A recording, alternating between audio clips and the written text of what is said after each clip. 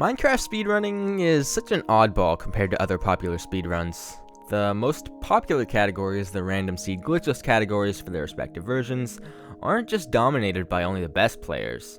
The unprecedented importance of RNG in the procedurally generated maps makes it so some of the best and most optimized runs end up being far away from the world record pace. There are no heated battles between a couple dominant players to push the world record lower and lower. Well, not anymore. I'm oversimplifying, of course. In the pre-1.9 and 1.9 to 1.15 categories, there are players such as Corbanos, Infume, Cscuile, and many others who have single-handedly revolutionized the categories through either pure dedication or groundbreaking new strategies in recent months. But I think it's safe to say, gone are the days of unbeatable world records and complete dominance in a category. I think some amazing runs are flying under the radar just because they don't have the shiny world record badge in the title. Anyway, this is all a roundabout way of saying that I have fond memories of Illumina's former world records, and not for the fact that they were world records. He's never been the most technical or even consistent player since the speedrunning community has blown up, but he has consistently had this unashamed confidence in the way he plays that only a true veteran could present. That's why the community went wild when he got the 1.16 RSG record 5 months ago. I think it's a shame that in such an RNG-heavy game, we only celebrate world records when so many top players deserve documentaries tracking their dedication and contribution to the community, regardless of world record status. Maybe in the future I'll have time to make videos on some other more underrated legends in the community.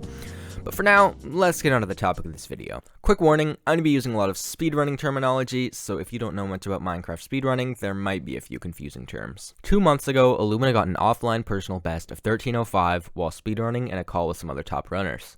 It's a fantastic run that we will talk more about. There's some very unique features that are actually pretty modern for an Illumina run. I'm not going to dwell too much on Illumina's use of F3, but it's worth mentioning that he's been running with F3 lately and did so on these runs. If you don't know, Illumina is an old school player who's known for running without using the F3 debug screen that gives useful information about the game. The thing that's unprecedented, in the words of Sizzler, is what happens after the 13:05. The very next world that Illumina loads, he gets another PB of 12:12, later retimed to 12:10. Even without the 13:05 immediately preceding this run, it's a fantastic run.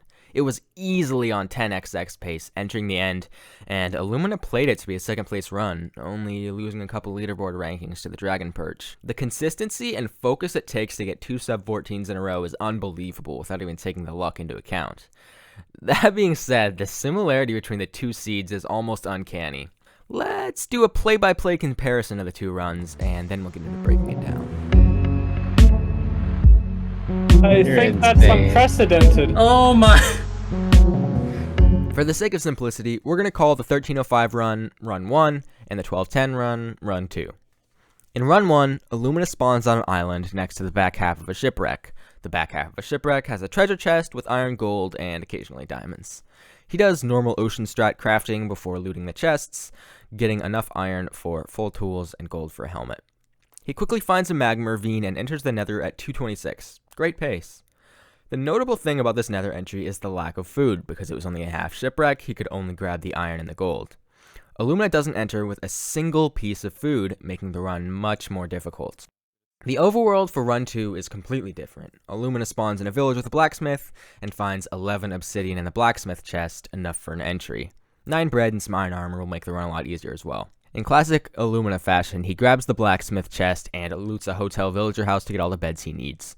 Since he has 11 obsidian, there's no reason to craft a bucket, so he just crafts an iron pick, flint and steel, and enters the nether at 1:54. A sub 2 nether entry is not something you get all the time. The extra 30 seconds he has on Run 1 means to be on pace with it, he doesn't need as good of a nether spawn. Well, let's see what happens. In the nether of Run 1, Illumina spawns directly in sight of a fortress and a bastion. Many top runners call this a fastion, a combination of the two names and a bit of a pun, but personally I prefer the term Bortress since he goes bastion first. The bastion is bridge, arguably the slowest of the 4 bastion types, and the terrain is difficult. The gold chalice is on the other side of the bastion from where Illumina comes in, so it takes him a while to go around, especially because he can't lose too much health due to the food situation. At 3:50 he starts mining the gold blocks, and at 4:30 or so he starts trading using a standard triple chest route. He takes one hit of damage from a piglin, but everything goes mostly smoothly, and he pretty much instantly gets everything he needs, leaving the Bastion at 550-ish. He instantly finds the blaze spawner and starts killing blazes at 620. He does a hunger reset, but he accidentally threw out his extra fire resistance potions, meaning he'll have to fight the blazes the old-fashioned way with 0 food. Well, it's Illumina, so he just plays the video game like normal and decides to leave on 5 rods after not getting hit once. He had above average drops, going 5 for 8 on blaze rods at the spawners. Having a foodless overworld and nether with only 1 hunger reset is very impressive, especially considering that he didn't have a fire resistance potion.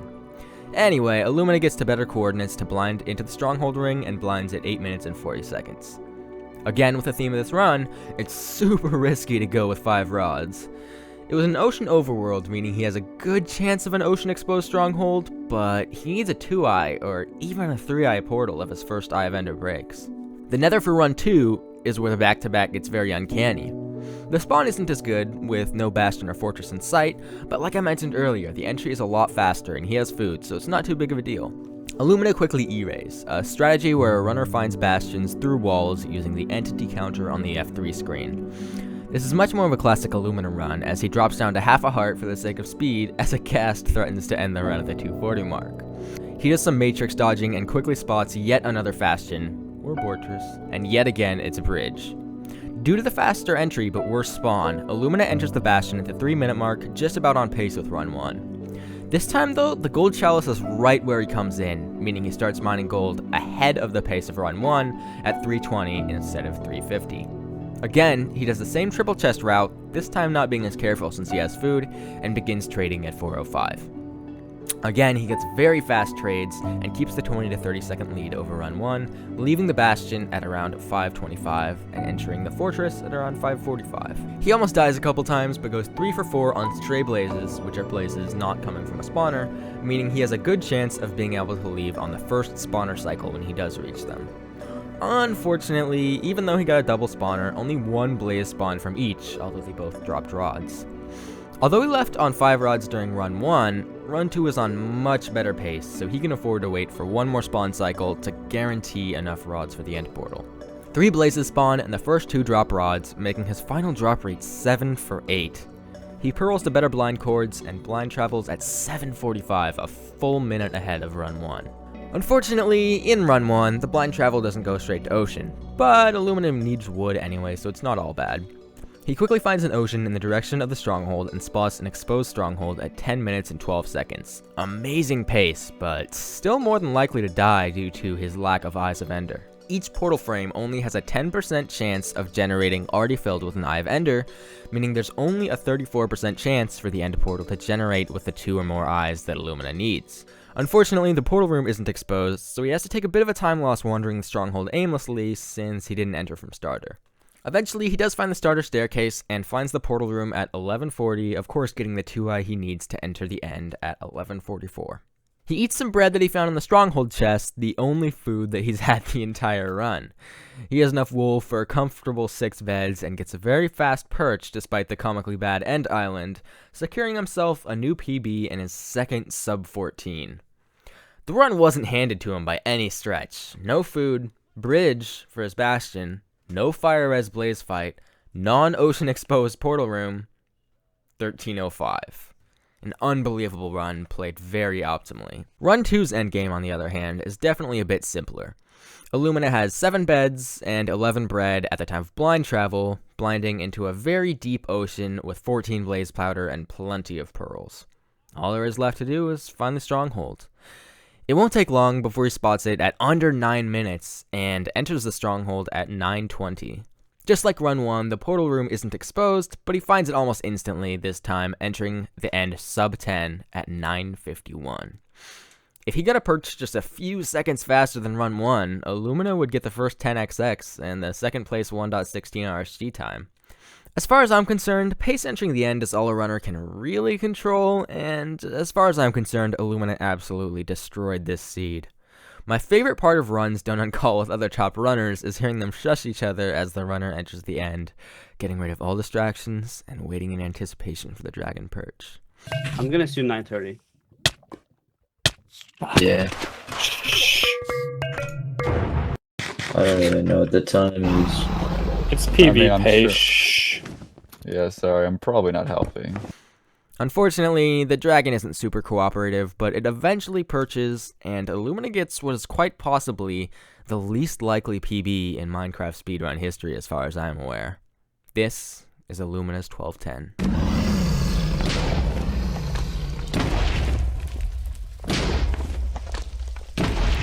Let's go!